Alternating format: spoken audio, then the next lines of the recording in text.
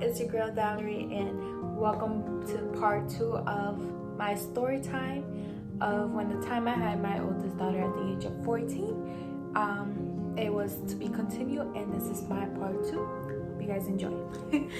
It's a little bit personal, guys, so I really wanted to get to really talk, and as you can see, I'm really emotional about it because I don't really speak about it, and I really wanted to, and I feel like I could be a change in somebody else's life, and where I could let those young moms or those young girls that are really going through it, and they're like about the same age I was, know that they're not alone. They're not the first, definitely ain't the last, and it's just a whole process, and it's not as easy as it looks, you know. I could say during my pregnancy I did start with depression, and that's a hard topic to really go into, because a lot of people think that postpartum depression starts after the baby, but guys, depression really starts when you're going through it, and especially being that young. For me, it really hit me even before having my daughter. Before giving birth to her, I was really depressed. I know it because I got to the point that I was just down all the time. I was emotional, I was crying all the time, I was locked up in my room all the time. I spent most of my nights crying myself to bed, just knowing how life really is going to be like for me now after I have my child. I remember going back to the same doctor that I went to in the beginning was my doctor throughout my whole pregnancy, and dear God, she is amazing and I love her. Even for my second child, she was amazing, but for my second child, she didn't get to be the one there in my labor, since my birth for my second child was totally unexpected. It was an emergency type, random. It wasn't planned. But I remember for my oldest, that doctor was amazing. She was there. But I remember going back to her and just letting her know that I'm not okay, I'm not happy. I basically scared. I told her pretty much everything, I'm scared, home is not okay.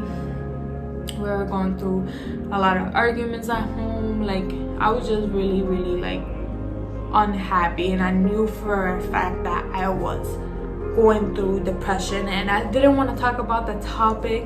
It was bad because I'm like, wow, I'm already going through it, and my child is not even here yet. I remember when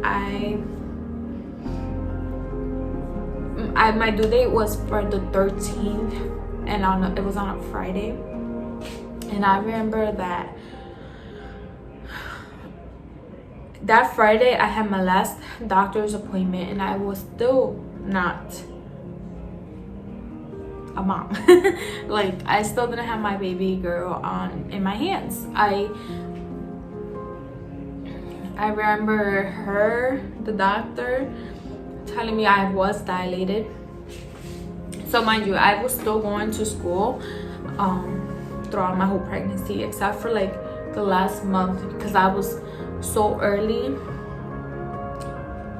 I was only a whole month early, and I was already dilated 2.5 centimeters.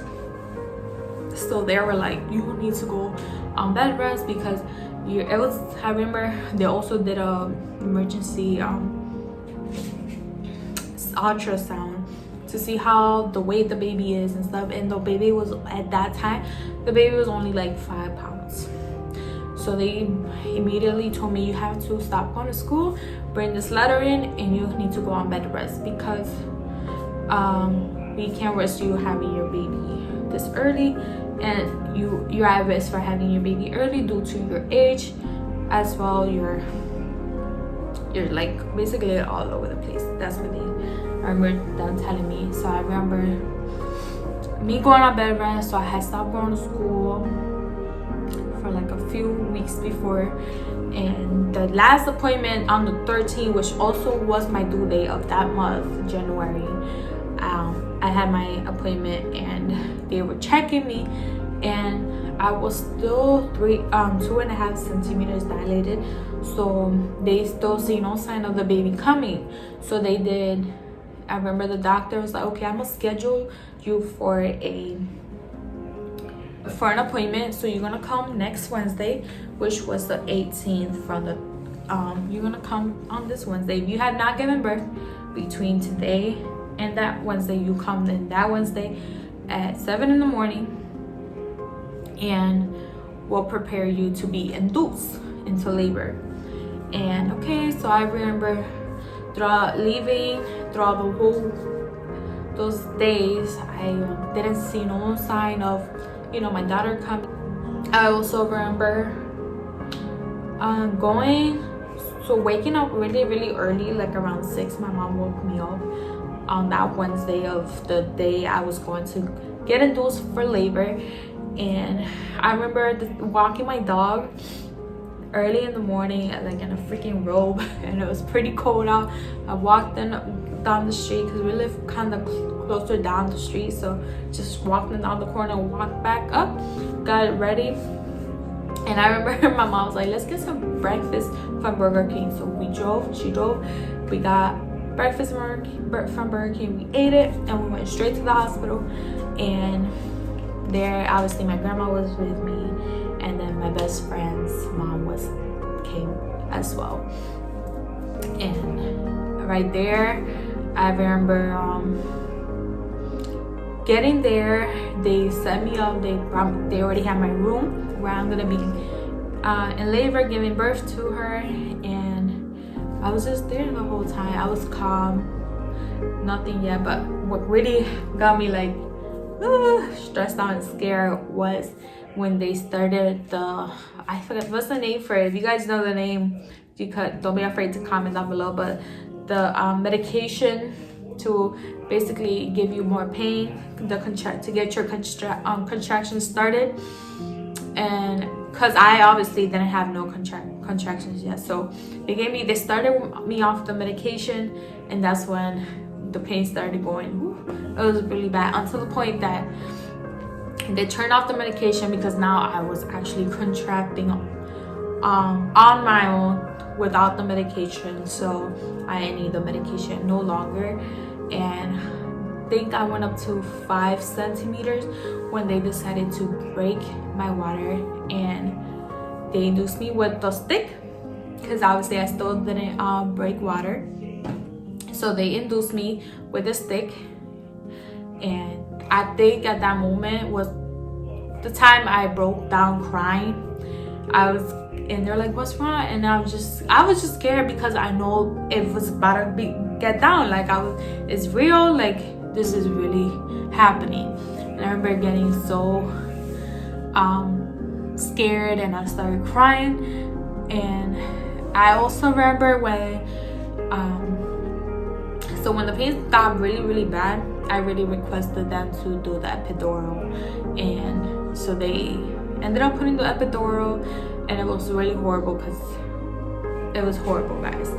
So it was a little bit risky for me, because I also have scoliosis, so my spine is not like straight down. So the surgeon, right, the doctor who's putting the needle has to be extra careful with my spine. So he did it correctly, so that was a good thing. So it was a little bit risky, but obviously I wanted my epidural.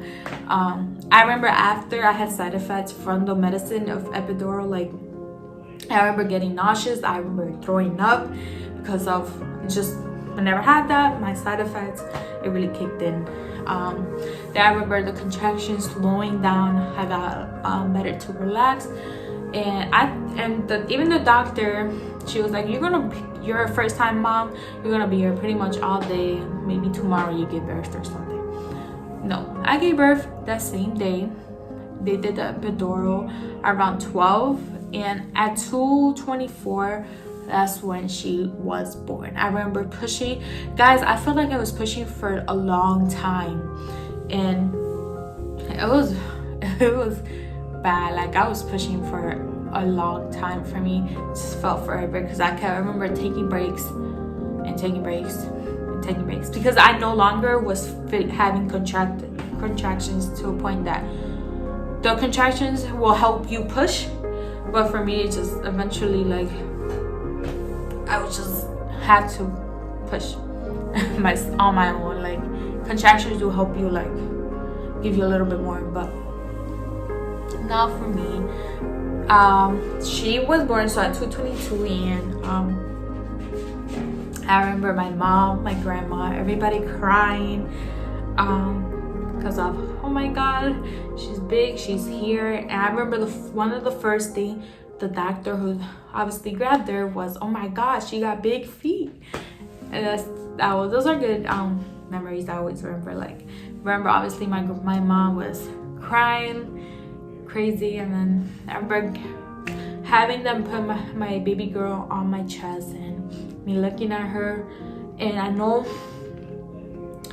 most moms cry and emotional because they finally have their baby girl, but that wasn't the case for me. I was already in so much, like I said before, I was going through so much depression during my pregnancy that me having my child, it really did put a smile on my face. And I tried to cry because I wanted to cry, but I couldn't. I didn't cry, I didn't shed a tear, but she was just there, and I was like, oh my god, I have a big baby in my arms. She was 9 pounds with 1 ounce and 22 inches long, guys. That's insane for a 14-year-old to push out. So she was a really, really big baby. That's why the first things the doctor said was like, oh my god, big baby. So yeah, she was something else. She's so big. And as a mom to another mom, you are not alone. As a young parent that you will be or that you are, don't ever be afraid to speak with someone. That if you're going through it, if you feel like you need to talk to somebody, don't be afraid to do it. Like, don't be afraid to speak your mind, speak how you feel, let go of what you need to. And oh, one thing I did forget to mention, during my whole pregnancy, I had a whole school notebook, like a notebook. I wrote there every day of how my day was or how I was feeling at that moment of time. I remember writing, saying how hurt I am, or if I'm missing somebody. Like, guys, I didn't talk to nobody. I didn't know how to communicate with someone and tell them how I was feeling, because I just thought people were just not really caring how I felt because I'm young and I just did a whole mistake. They don't care. Like, that's how I personally felt. But so I'm just gonna cut it right here. Don't be afraid to speak with somebody. Don't ever feel like you're the only one, that you're alone. Like, you're not alone. If you guys would like to see more videos, make sure you guys subscribe for more story time, and see you in the next video. Love you.